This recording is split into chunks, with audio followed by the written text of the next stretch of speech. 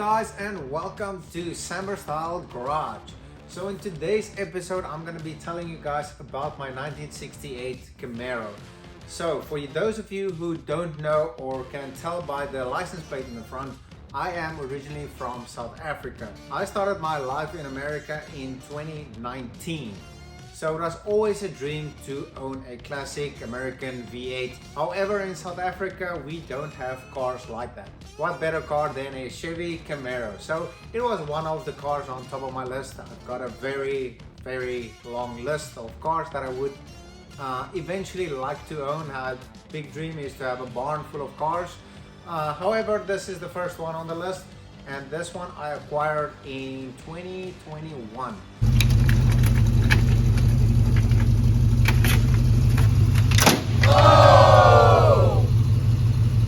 And I paid $32,000 for it, which I feel was a great price because everything was done to the car. Complete bodywork, frame off, nuts and bolts, everything was completely redone. So I didn't have to do anything to it. I can just get in and go.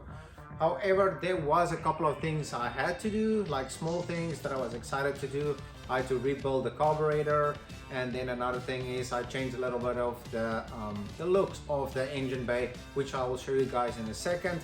And then another thing that I'm gonna add to this car is I'm gonna install a closeout panel and then also change out the headlights. It's gonna be nothing crazy, nothing exotic. It'll still have the same look, just a little bit of touches that I personally would like to add to the car. So let me show you guys what the rest of the car looks like. Okay, so starting from the front, as you guys will see, there is SS badging on the car. However, this is not a true SS car. The badging was put on prior to me buying the car, so I just didn't mess with it because there is holes. If you remove the badge, then I have to fix up the holes.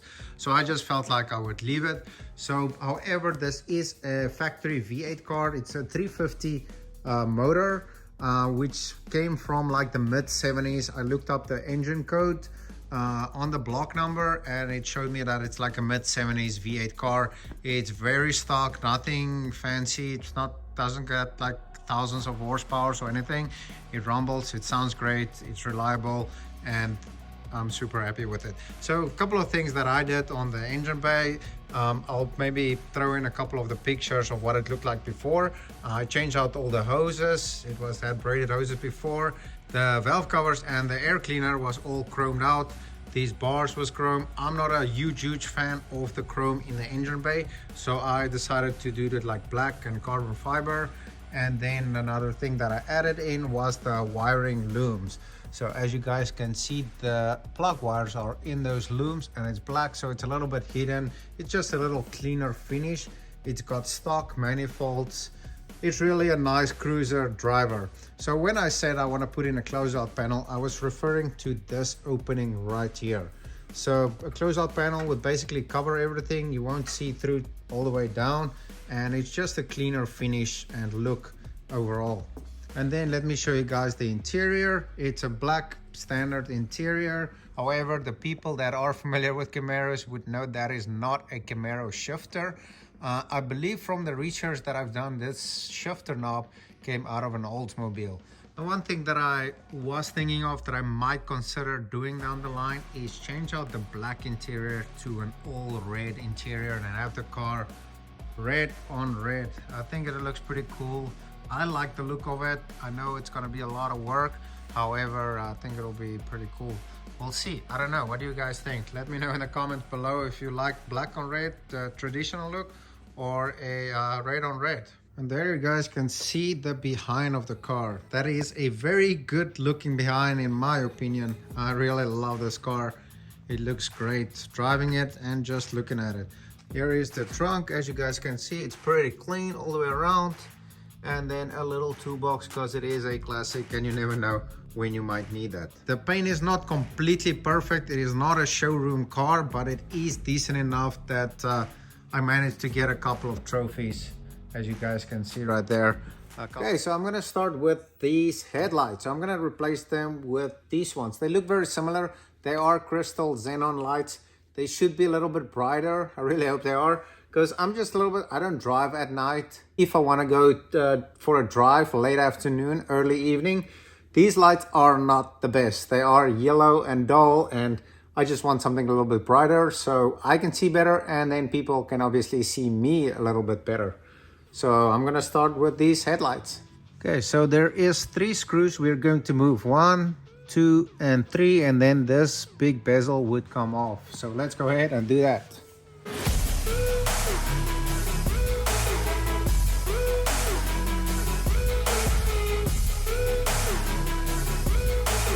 There are a couple of small screws all around the headlight that needs to be removed. There, on top there, another one there, and that's adjustment screw. That's the big bezel that holds in the whole light. I don't think you'll have to remove that. I'm gonna go ahead and remove all these small ones right there.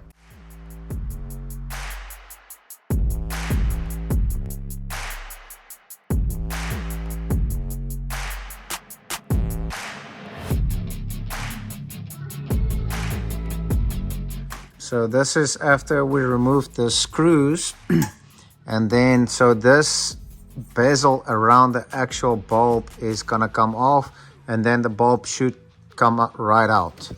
We still have to disconnect the wires, but I just want to show you guys where I'm at. So this bezel like kind of clips around the bulb.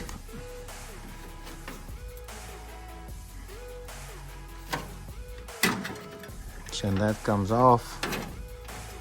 And then you have access to your lights. So now I can just disconnect my lights, put in the new one in, and we should be good to go.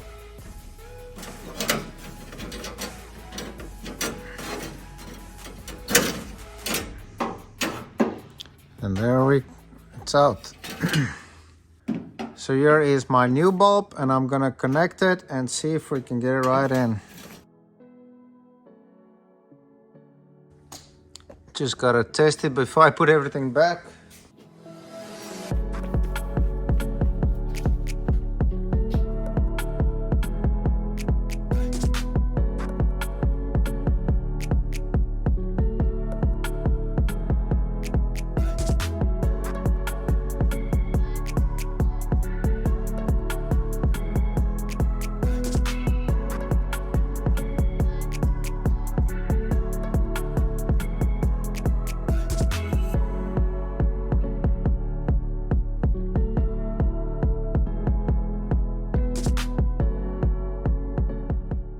So as you can see on the driver's side, it's a little bit brighter, and then that's the old yellow light. So we're gonna take care of that.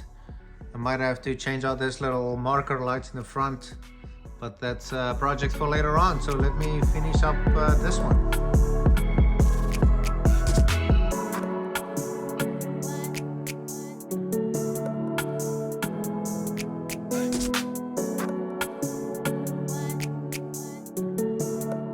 This is what the old light looks like compared to the new modern design light.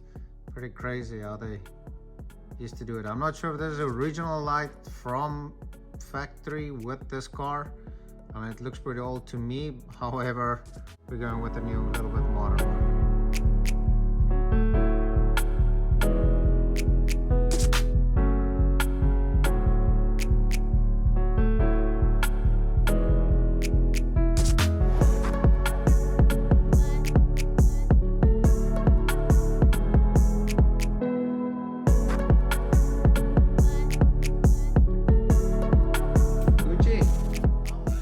Now I'm quickly going to show you guys how to install this closeout panel right over here to cover up this gap using all of this instructions over here. So the first thing we're going to do is to remove these hood stops. Hopefully my hands are small enough to get in there, and let's go from there. Okay, so I start off with a 1/2 inch and remove, loosening these hood stops.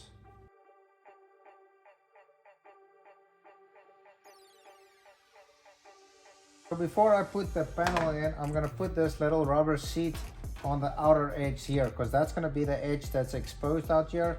And this is just to give it a finishing look, and then also to keep safe from getting a little cut over there. So I'm just gonna put this on, cut it to length, and we should be good to go.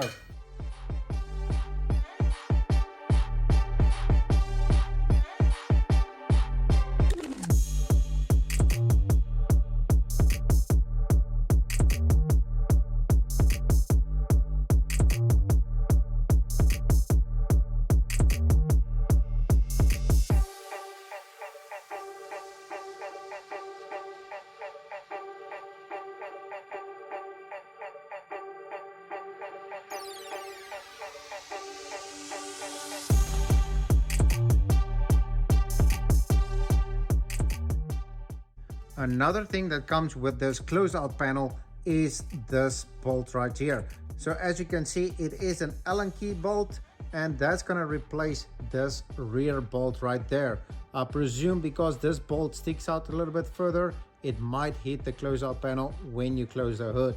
So I'm quickly gonna change this out using my 1/2" wrench. So it's the driver's side rear bolt.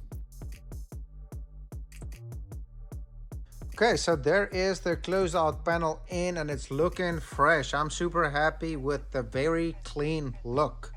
So next thing is I'm gonna have to give this baby a little wash and polish, probably a clay bar, because it's been a while and it's really due for a good polish. Got the work done on this Camaro, replacing the headlights, insert that closeout panel, and now it's time for a quick wash. And then afterwards I am going to give it a polish. A very light polish just to clean it up, not very aggressive. I don't need to because the paint is really great and the car is always in the garage. So I just need to polish it up and give it a little bit of loving.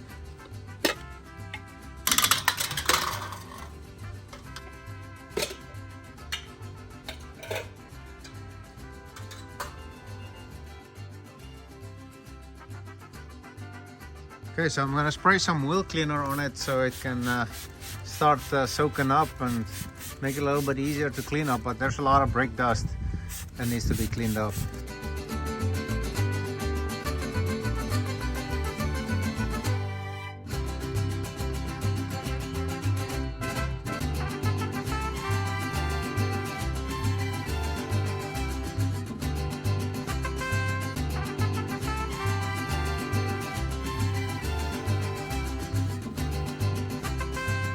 Okay, so now that we got there all cleaned up, it's time to do some clay bar. I would definitely recommend, and that's something I personally always like to do before I get to polishing, is to run a clay bar through the car.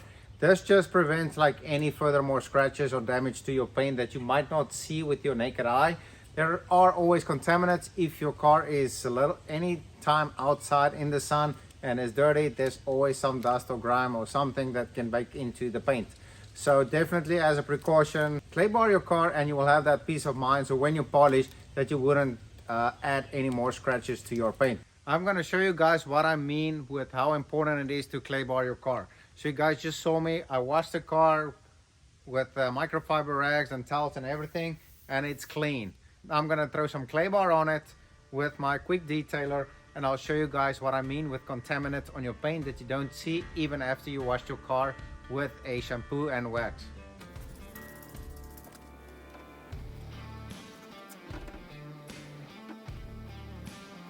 Okay, so as you guys saw, this was a small area, like a 1x1 space, and look at all the contaminants and dirts that get off this car, that comes off this paint.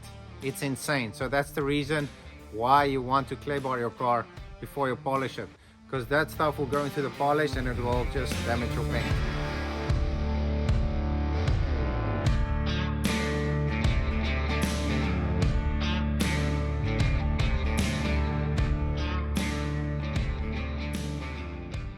Okay guys, so I finally got the clay barring finished with this car. It took forever. My hands were starting to cramp just from folding that clay so many times. It definitely took longer than I anticipated because the paint was in worse shape than I thought it was. I knew it was a little bit rough, but I didn't expect it to be that bad. However, I spent the time to clean it up as good as it needs to be. The next step for me will be to polish the car. So I'm going to use a light polish. It's a finishing polish, so it's not a cutting paste, and a very soft foam pad. So I'm just going to go ahead, get this girl shined up, and let's see what it looks like. I want to show you guys, this is the polish I'm going to use. It's a mirror glaze. It's a light swirl remover. It's not very aggressive, so you can use it as a finishing paste with a very soft foam pad. So the more firm your pad is, the more you want to cut, depending on your finish that you want to get or the amount of work you have to put in your paint correction. But this is a very soft pad, and I'm just going to use very light pressure and let this do the work.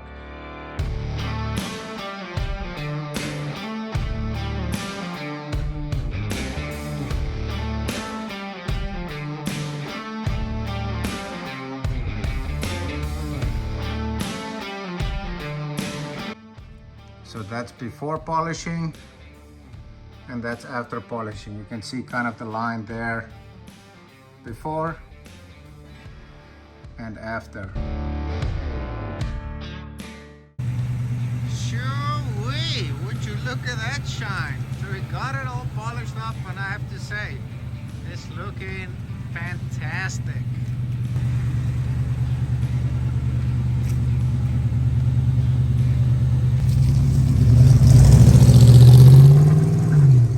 So what do you guys think of this video with the Camaro? I hope you guys enjoyed it as much as I enjoyed making the video.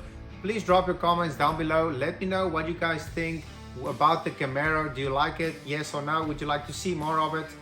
Thank you so much for all the love and support. Until next time, goodbye. And then the covers, the valve covers, and the obviously it gets dark a little bit sooner during the day. So, that don't sound weird. Gets dark during the day, gets dark during the night. What is it? I'm not sure.